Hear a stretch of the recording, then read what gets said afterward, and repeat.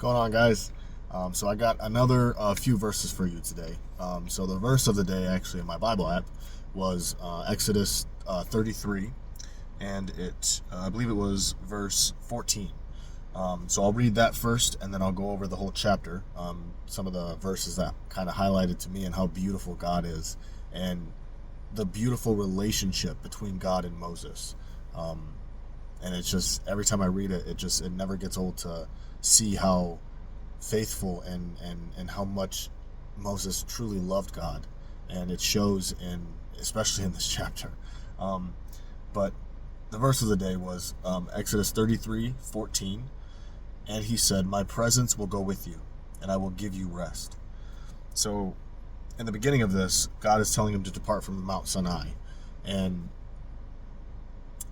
in the first verse, he says, go to the land in which I called you out, or I called you, take you and the people that I called out that I freed from the captive Egypt, and take them and go into the land that I promised your father, Abraham, Isaac, and Jacob. And he describes it's a land flowing with milk and honey, and all these things, and that his angel, the angel of the Lord, will be with them and go before them to protect them from the surrounding nations that were around them. So I'm going to read from verse 3.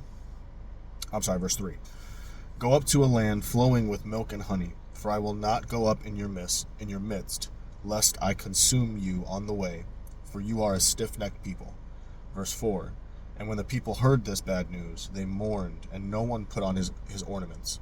For the Lord had said to Moses, 'Say to the children of Israel, you are a stiff-necked people. I could come into your midst in one moment and consume you. Now therefore take off your ornaments, that I may know what to do to you.'" And this is very important because, the Lord physically could not dwell with them because they were wicked and evil and doing all of these evil things. Just before this was when Aaron made the golden calf, and they all worshipped it right after God took them out of Egypt. So he's saying that, I don't want to hurt you. I can't dwell with you, because if I do, then my holiness will devour you and consume you, because you are a stiff-necked people. And they were sad, to hear that. Obviously, I would be sad too if God said that to me, but they were sad and they were mourning. So they came to the realization that, wow, we are a stiff-necked people. God can't even dwell with us and be with us physically, and he can't go in our midst because he will consume us. And then the other verses I wanted to go through was the verse of the day, but 14 through 16. And as I read 14, I'll read it again. "And he said, 'My presence will go with you, and I will give you rest.' Then he said to him," Moses said to God, "If your presence does not go with us, do not bring us up from here. For how will it be known that your people and I have found grace in your sight, except you go with us? So we shall be separate, your people and I, from all the people who are upon the face of the earth." And this just is so beautiful to me. There's a verse from 20 to 23 that I'll go over real quick, and then I want to go back to verses 14 through 16, kind of on what Moses was saying and how he was speaking. But verse 20, when Moses was saying that he wants to. In verse 18, he said, "Please show me your glory." He's asking God. He's like, I want to know you. I want to see you. Show me your glory. And verse 20, "But God said, 'You cannot see my face, for no man shall see me and live.' And the Lord said, 'Here is a place by me, and you shall stand on the rock. So it shall be, while my glory passes by, that I will put you in the cleft of the rock, and I will cover you with my hand while I pass by. Then I will take my hand, and you shall see my back, but my face you shall not see.'" So you see the beauty in verses 3 to 6, where God is saying, you are a stiff-necked people. I cannot go with you, lest I consume you with my holiness. So that love and kindness right there, God is so merciful, knows that they are wicked, yet prevents them from being destroyed with his own holiness, saying, I can't go with you because my holiness will devour you and consume you. And then in verse 14 through 16, Moses is like,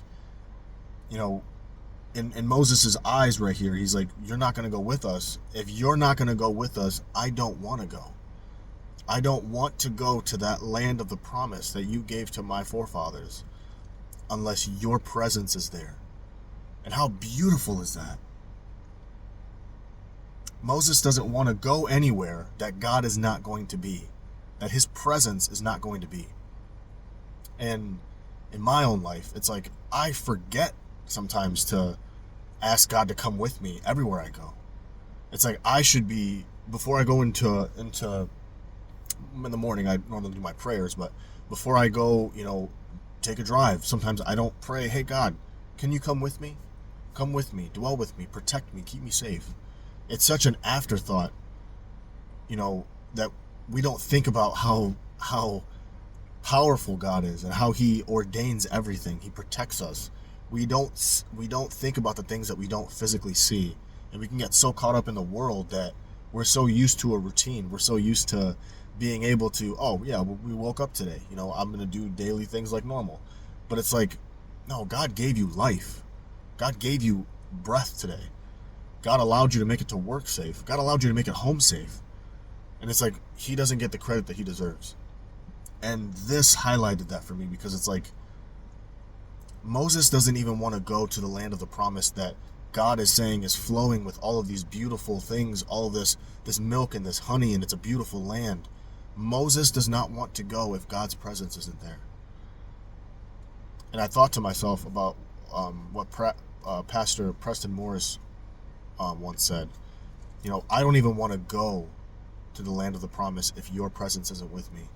And it's like, if we focus on his presence more than the promise that we have, or the promised land that we're going to, or the gifts that he gives us, that is true relationship with God. Is focusing on his presence, that focusing on his love, his mercy, and his grace, and his beautiful gifts that he gives us that we don't even realize.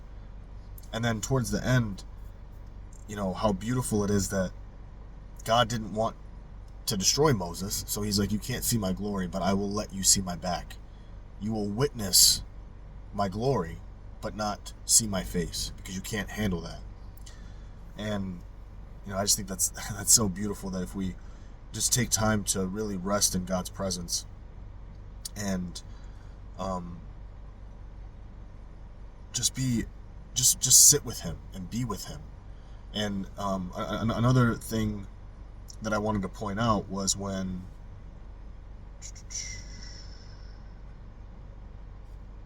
trying to find it. In here, he talks about him being our rest. I'm trying to find it, but when he was meeting with God, Moses meets with the Lord in the tabernacle of meeting. When the cloud came upon the tabernacle of meeting, that was when Moses found his rest. He's like, I will be your rest. And that reminded me of Matthew 11:28-30. And it's like, Jesus himself said, come to me and I will give you rest. Take my yoke upon you and learn from me, for I'm gentle and lowly at heart. So that is, to me, it's another vision, it's another image of Jesus, in the Old Testament, because it's like Jesus is God and he's the one who gives us that rest. Or like Psalm 23, I believe it's verse 2 and 3. He leads me beside the still waters. He leads me beside the still waters that he calms. He calms those storms in our life. He leads me beside the still waters, and he makes me to lie down on green pastures. He restores my soul, and he leads me down the path of righteousness for his name's sake. He leads me down the path. He goes before me.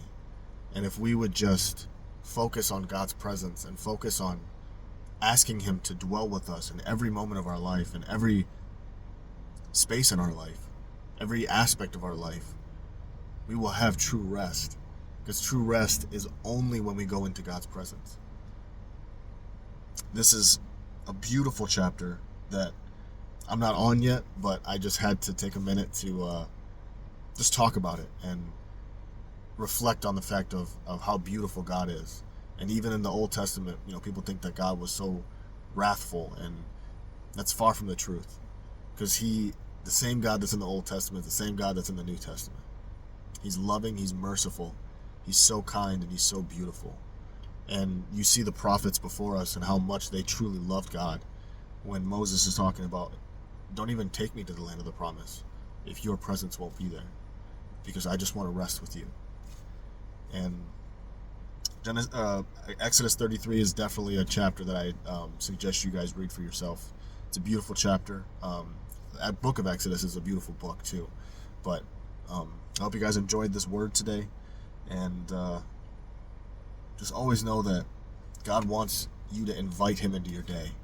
God wants you to invite him with you wherever you go, and to be like Moses, where he doesn't even want to go to the land. He doesn't want the promise. He doesn't want anything if God's presence isn't with him. I hope this message was for somebody today. I love you guys very much. It's Friday. Finally, the weekend's here. So I hope you guys have a beautiful rest of your day, a blessed day, and have a good weekend.